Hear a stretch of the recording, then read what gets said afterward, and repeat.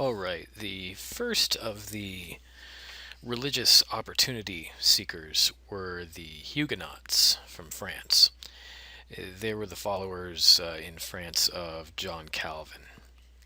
So the French monarchy had taken the side of the Catholic Church in the Reformation disputes, and as a result, they persecuted the Huguenots. The Huguenots were so intensely persecuted that Calvin himself, originally from Paris, fled to Geneva, and other leaders of the French Protestants, Huguenots, were burned at the stake as a result of their religious beliefs.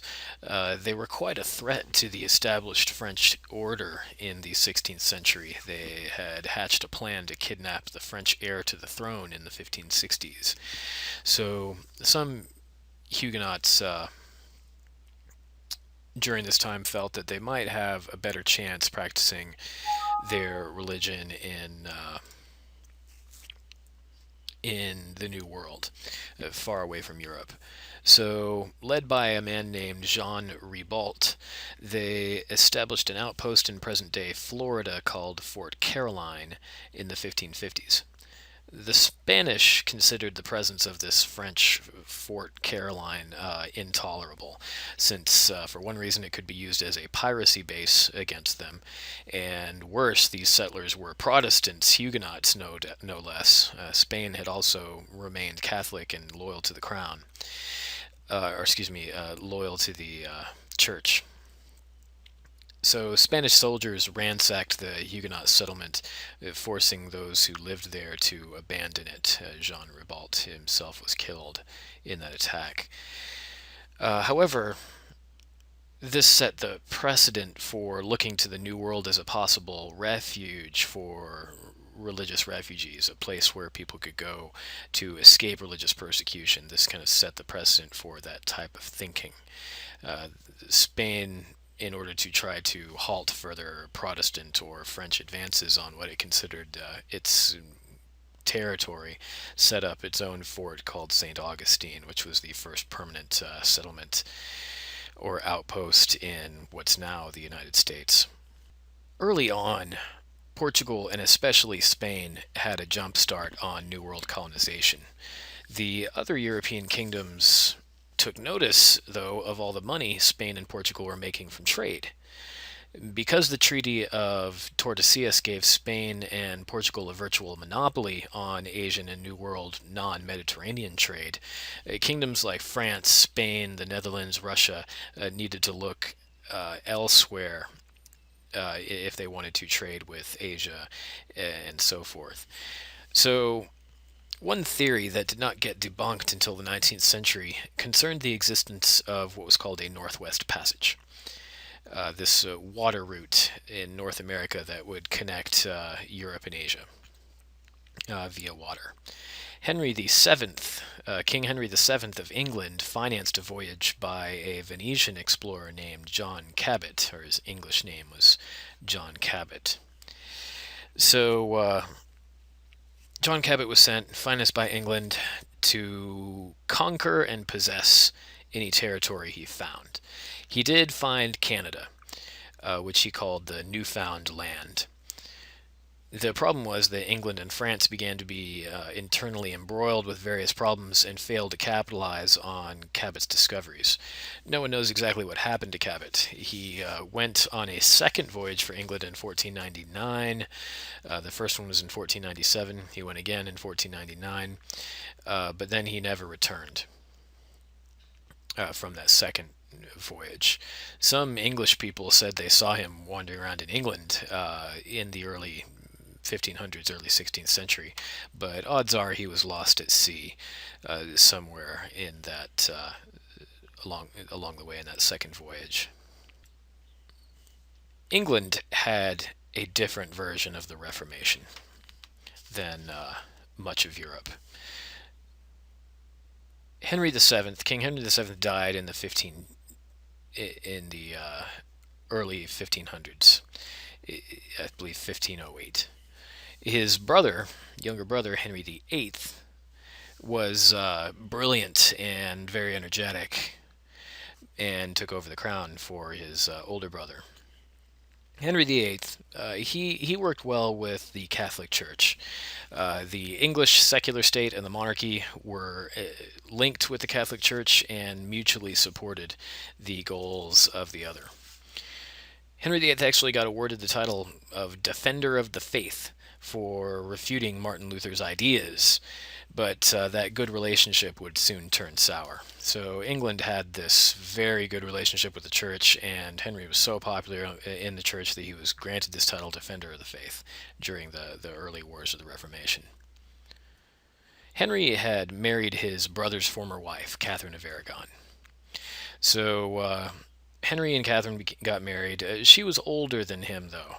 So she was older than him and not able to produce an heir other than the daughter she had late in life, Princess Mary. So the problem was Henry just couldn't get rid of Catherine of Aragon because the marriage was very favorable. Catherine was the daughter of Queen Isabella and therefore the Princess of Spain. She was the aunt of the current king, Charles V of Spain, and the marriage ensured good relations between Spain and England, who were both allied with the Catholic Church. Henry, however, was the last of his line and desperately wanted a son. The daughter didn't make him happy enough. He wanted to continue the Tudor line, and so he needed a son. So he started looking for ways to dispose of Catherine once she became too old to bear children anymore. So what could he do? He could not exile her. He could not imprison her. And he certainly couldn't kill her. Some students said, well, why didn't he just kill her? He was the king. No. You can't kill the queen if you're the king. Even though you are the king, there's still laws in force against murder. Even worse, if somehow Henry is perceived as treating Catherine quite badly, this is going to cause problems with Spain, and probably any kind of damage done to Catherine would cause war with Spain, which England could not afford. So he couldn't divorce her either, because divorce was impossible under Catholic doctrine. So what Henry wanted was an annulment, or kind of a cancellation of the marriage. Typically, Roman Catholic popes would give special dispensations. A dispensation, or an exception, to kings and princes who wanted divorces because, well, they were the king. Henry asked for this. He wrote to the Pope and said, hey, I'm the king. Help me out. But in this case, the Pope was unwilling to grant any annulment because a rupture of the alliance between England and Spain would weaken the church in its struggle against the Protestants, the adherents of Martin Luther. So Henry became enraged with that decision, particularly because he was interested in one of the younger daughters of one of his members of his court, a woman named Anne Boleyn.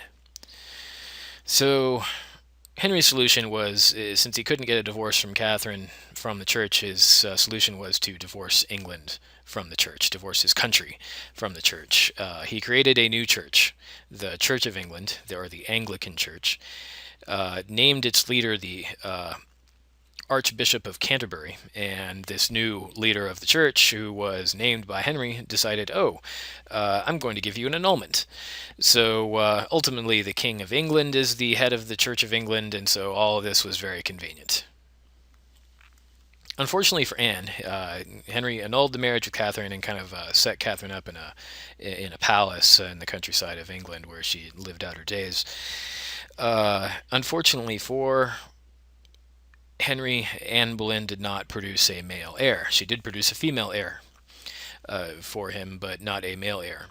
So she became more and more desperate to find a man who could sire a son for her, because she realized Henry was getting angry, and she didn't have any kind of powerful families like the royal family of Spain to back her up. So she knew things were getting bad for her when she could no longer produce, or when she wasn't producing a male heir. So there are rumors that she was looking for men to sleep with, hoping to sire a male heir to appease Henry, including her own brother, which probably wasn't true, but we think that Anne probably was desperately seeking for someone to uh, impregnate her to so she could have a male child. So if you were committing adultery against the king, and certainly if you're committing incestuous adultery as the Queen of England, against you're committing treason against the king and thus the country. And so Henry charged Anne with treason and had her executed by beheading. Henry's next wife, Jane Seymour, did produce a male heir, Edward. But he suffered early and often from chronic health problems and eventually died when he was a preteen. Jane herself only lived a few days after Edward's childbirth, and so she died. Uh, Henry got interested in someone else, a woman named Anne of Cleves. He never actually met her before before they were set to have the wedding, and he was only shown her portrait, and he became very disappointed when she did not live up to her portrait's aesthetics. So he decided to annul his marriage with her within a few months. The fifth wife, Catherine Howard, she was also charged with adultery within 2 years of their marriage, and she was executed as well, beheaded. The last wife, Catherine Parr, did survive. She was more of a nurse to Henry in his old age. He had a number of health problems that he had to be assisted with. One of his kind of disgusting problems was this festering wound on the side of his leg that would never heal, and it was kind of constantly dripping pus. And Catherine Parr, one of her jobs was to keep that clean. She did survive after Henry's death. You can see this is Henry when he was younger. He was kind of a sex symbol for England at the time, the early 16th century. This is Henry when he became older, obviously kind of let himself go. It's important to note that without all of the drama surrounding Henry VIII, England may not have had a strong Protestant movement. England may very well have remained Catholic without Henry's desire to produce a male heir. So, and the English Reformation may never have started. So, or at least if the English Protestants did attempt a reformation within England, they wouldn't have been as strong. So Henry's actions, his own kind of personal drama, unleashed a century and a half of religious struggles within England that lasted well into the 17th century, and would push some Protestants within England to seek refuge in the New World, looking at examples like the Huguenots.